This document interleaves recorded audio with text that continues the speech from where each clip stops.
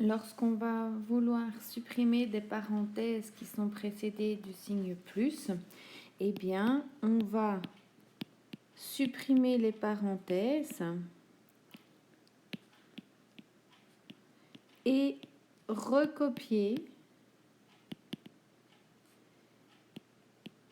les termes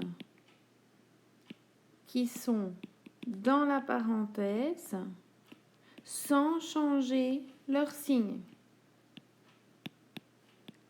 Sans changer leur signe.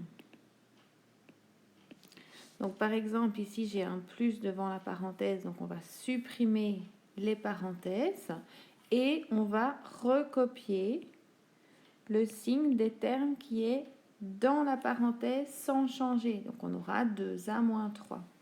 Ici j'ai un plus, donc on va supprimer les parenthèses en recopiant le signe de chaque terme qui se trouve dans la parenthèse. Donc on va avoir plus 3x moins 4a. On n'oublie pas que s'il y a des termes semblables, on peut les additionner. Donc ici, on a des termes semblables. Donc je rappelle, on additionne les coefficients. 2 plus 3, 5. Je recopie la partie littérale et je recopie le reste de l'expression.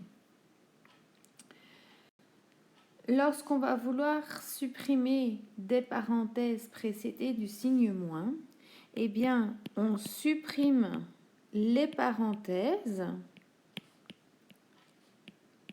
et on va changer les signes des termes qui se trouvent dans la parenthèse.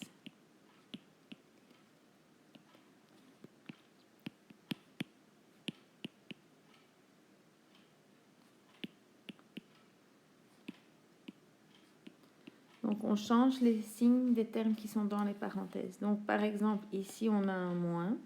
Eh bien, le 2A va changer en moins 2A.